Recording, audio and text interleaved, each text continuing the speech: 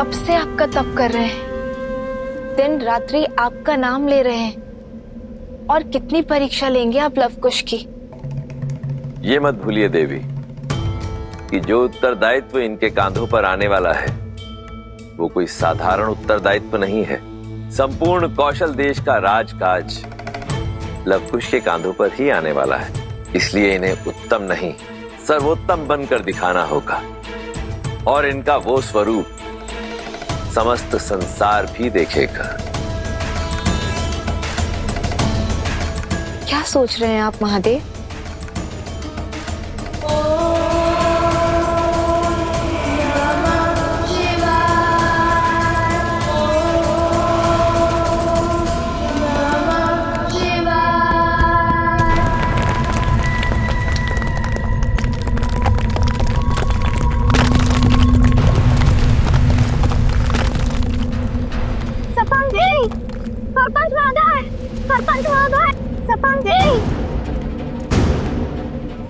वहां देखिए।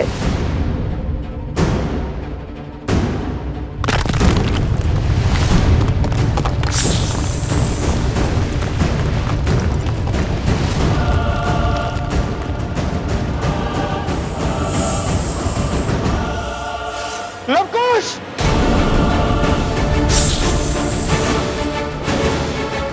लवकुश उठ जाओ वहां से!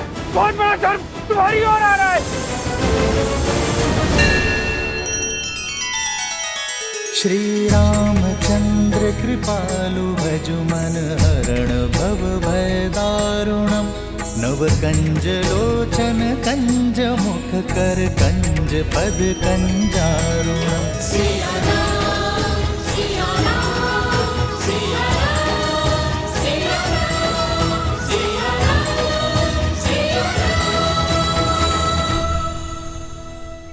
पहले भाभी माँ और अब हमारा लक्ष्मण भैया अपने हृदय के इन अंगों को स्वयं से दूर कर अब जीवित कैसे हैं भैया?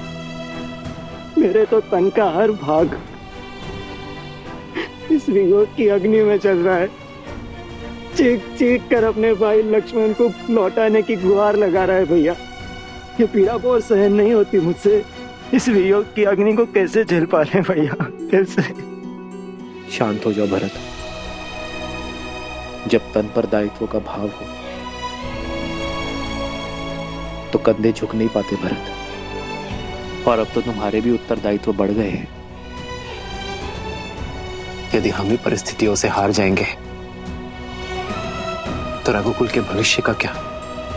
रघुकुल के वंशज भी तो हमारे ही उत्तरदायित्व है ना। भरत, तुम हर संबंध हर नाते को अत्यंत महत्व देते हो, इसलिए स्वयं पर नियंत्रण खो देते हो। किंतु अब समय आ गया है भरत कि अपने हृदय में पनपते प्रेम को अपना बल बनाओ। लक्ष्मण के पुत्रों का दायित्व निभाओ। एक मानव का संबंध सर्वप्रथम अपने धर्म से होता है और हमारे लक्ष्मण ने उसी को निभाने में अपनी आहुति दी है। जरा सोचो भरत, क्या लक्ष्मण के जाने पर शोक मनाना चाहिए या उत्सव? सोच कर देखो मेरे भाई। लक्ष्मण तो अमर है क्योंकि राम होना सरल है, लक्ष्मण होना सरल नहीं। अपने भाई के हर दुख हर कष्ट को अपना मानकर कांटों भरे मार्ग पर चलना सरल नहीं। अपनी माता, अपनी पत्नी, अपना परिवार, अपने भविष्य को त्याग कर अपने भैया और भाभी के साथ वनवास जाना सरल नहीं। ऐसे वीर की स्मृति में तो गौरवान्वित होना चाहिए भरत।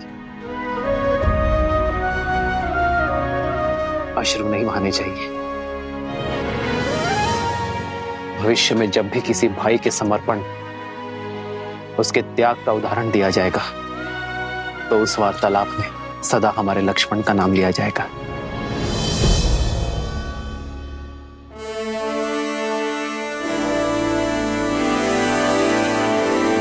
राज अनुज लक्ष्मण अमर रहे, राज अनुज लक्ष्मण अमर रहे। भरत, तुम उचित समय पर ही आए हो। आओ, लक्ष्मण की प्रतिमा की स्थापना करो।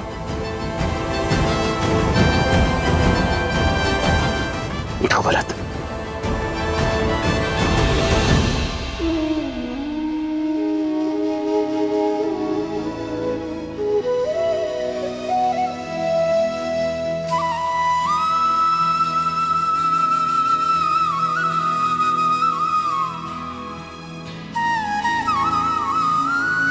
आओ भरत। आदर्श और मर्यादा की है ये कथा महापावनम, काट मद श्री से मिला दे श्रीमद् रामायणम, श्रीमद् रामायणम, श्रीमद् रामायणम।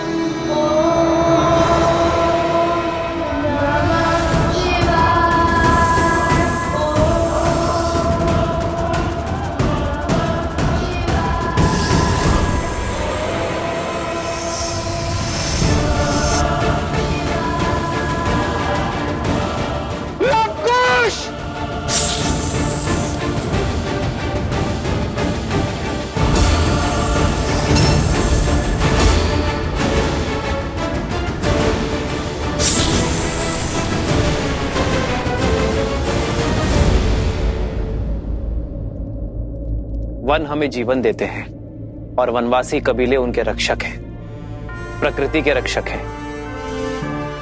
इसलिए उनका उत्थान, उनका विकास हमारा लक्ष्य होना चाहिए।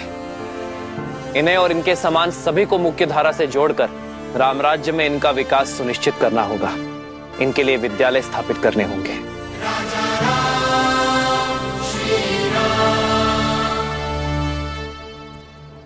प्रभु, प्रभु, अरे कहां बड़े चले जा रहे हो? रुको। कौन है ये दुस्साहसी? ये भीतर कैसे आया?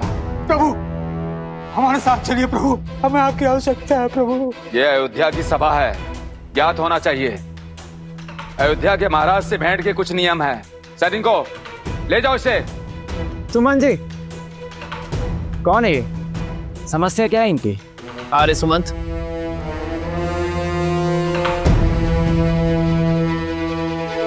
प्रभु, जो घट रहा है उसका वर्णन मैं शब्दों में नहीं कर सकता। कृपया चलकर देखें कि संसार क्या संकट झेल रहा है। ये आपकी और देवी सीता के सजाए राम राज्य पर उठा प्रश्न है।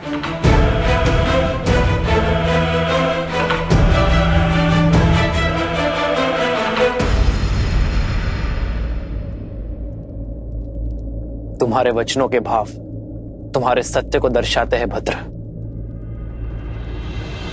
श्री रामचंद्र कृपालु भजुमन हरण भव भय दारुणम, नव कंज लोचन कंज मुख कर कंज पद कंजारुणम। श्री राम, श्री राम, राम राम, श्री राम, श्री राम, श्री राम, राजा राम, श्री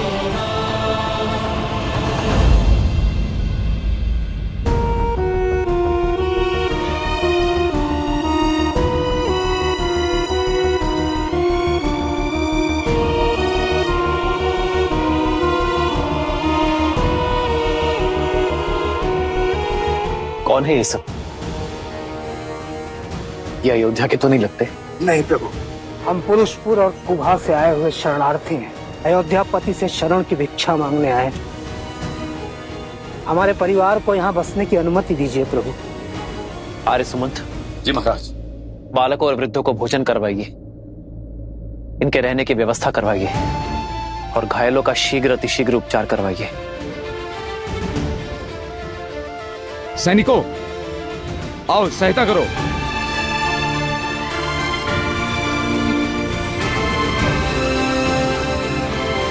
ऐसी कौन सी विपदा आन पड़ी जो गंधर्वासी को अयोध्या से शरण मांगनी पड़ी? ये पीड़ा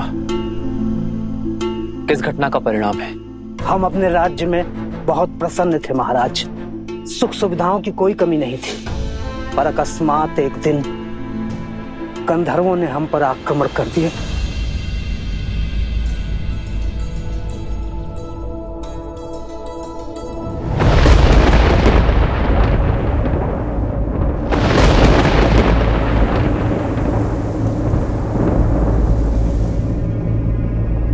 ये वातावरण अचानक इतना भयंकर क्यों होता है?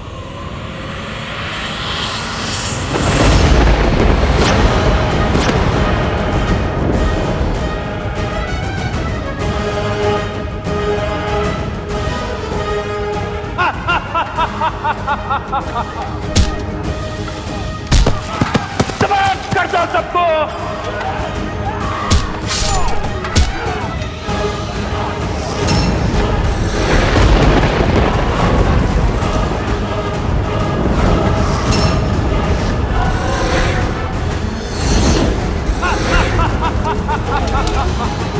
आपने जानने का प्रयास किया कि गंधर्वों ने यह आक्रमण क्यों किया? वो बाकी गंधर्वों से भिन्न है महाराज। उनका राजा गंधर्व वृश्क अपने समान किसी को नहीं मानता। वो केवल बल पर विश्वास करता है, न धर्म न अनुशासन। उसके बल ने उसकी प्रवृत्ति मलिन कर दी है। इसी कारण उसे और उसके साथियों को बाकी गंधर्वों ने त्याग दिया है। वो कहते हैं, हम बलशाली हैं, जो चाहिए हाथ बढ़ा के छीन लेंगे। हमने पूछा कि हमसे क्या शत्रुता है, तो उन्होंने हमें प्रकृति का नियम समझा दिया। प्रकृति का नियम है कि दुर्बल सदा सबल के आगे विवश रहता है। तुम दुर्बल हो, तभी शीश झुकाने के लिए जन्मे हो। हम शीश उठा के जीने के लिए जन्मे हैं, क्योंकि हम बलशाली हैं। अगर बल है तो प्रदर्शन भी होगा।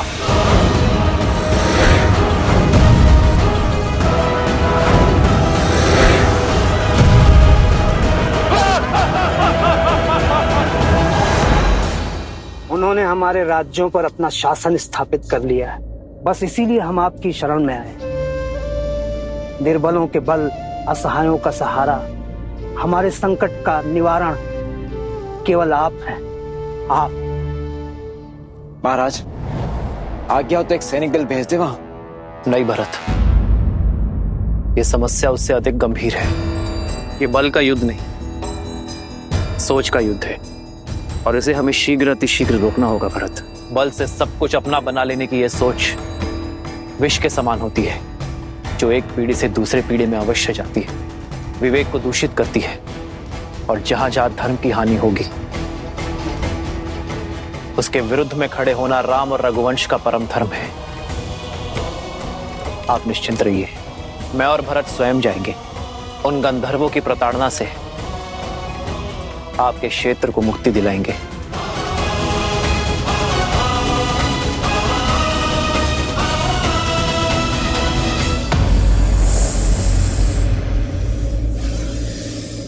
हे भगवान, ये कैसे संभव है?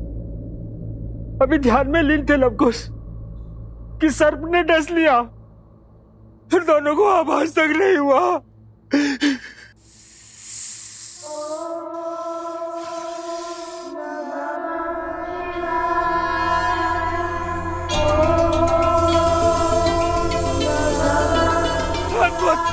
अद्भुत!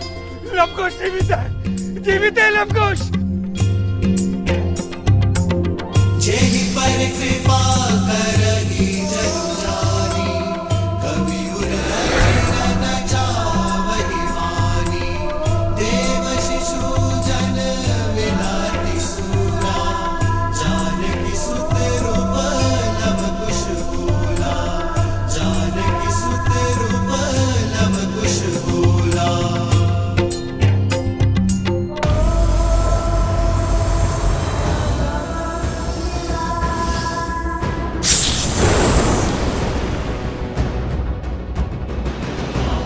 लवकुश,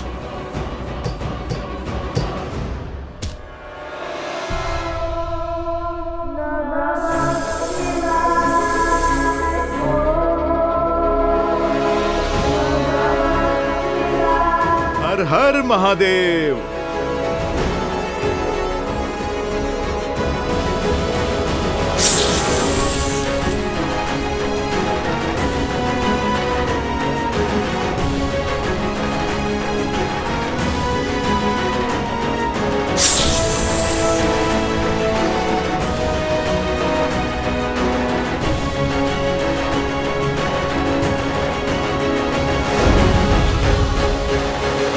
अद्भुत है।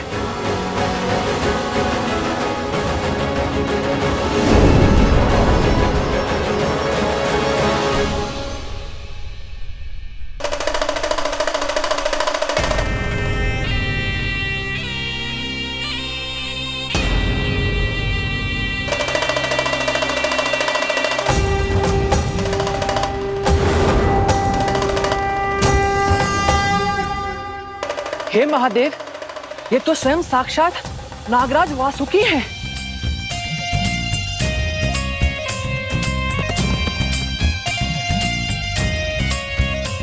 शिव के सेवक महान वासुकी को हनुमान का प्रणाम।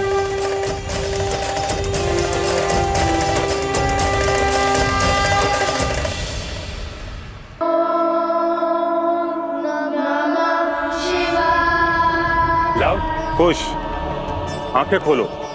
तुम्हारे अटूट विश्वास और दृढ़ संकल्प से महादेव प्रसन्न हुए। देखो, भगवान शिव का सेवक वासुकी तुम्हारे समक्ष है।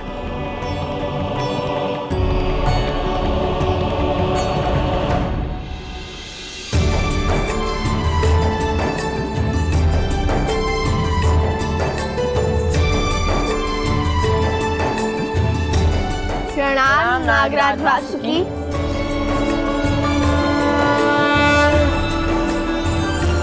मैं तुम दोनों के लिए केवल नागराज नहीं हूं लवकुश, हमारा एक संबंध और भी है। तुम्हारी माता सीता धरती से जन्मी भूमि जा थी और मैं भूमि के भीतर पाताल लोक का राजा, और इस नाते मैं तुम्हारी माता प्रकृति स्वरूपा देवी सीता का भाई और तुम्हारा मामा हुआ। मामा श्री,